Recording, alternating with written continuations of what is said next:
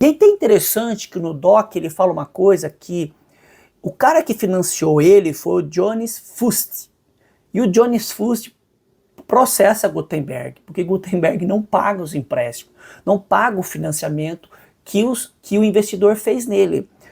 Aí muitos se questionam o porquê que Gutenberg fez isso.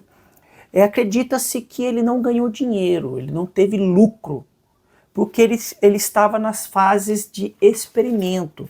E eles falam que um dos grandes prejuízos que Gutenberg teve foi na publicação da Bíblia, de 42 linhas, né?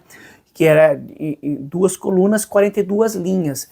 E ele levou anos para entender que quando ele entendeu que a Bíblia de 42 linhas não dava lucro, foi quando ele começou a publicar a Bíblia de 45 linhas, que ele economizava 5% de papel e tinha lucro.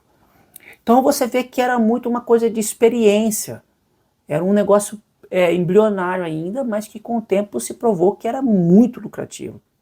E é interessante que o cara que financiou ele se alia a outro tipógrafo e publica uma obra que se chama Saltério, que são 150 salmos. É uma técnica de 3 cores na mesma página, porque Gutenberg ele só usava a cor preta.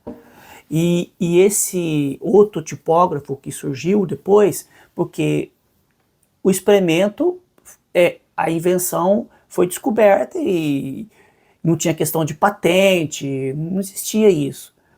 E aí esse Johannes Fust se alinha um outro tipógrafo e publica, mas não teve sucesso, porque era muito caro e não valia a pena.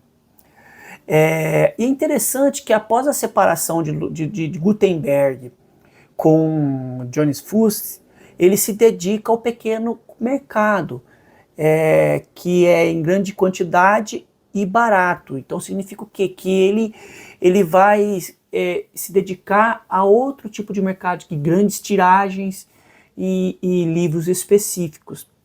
Ele continua a publicar Bíblias entre os anos de 1450 a 1460. O que ele vai muito imprimir, Gutenberg, são cartas de indulgências e documentos emitidos pela igreja, porque ele percebeu que era um ótimo negócio. Então ele vai trabalhar com esse pequeno mercado, principalmente religioso, mas que é em grande quantidade.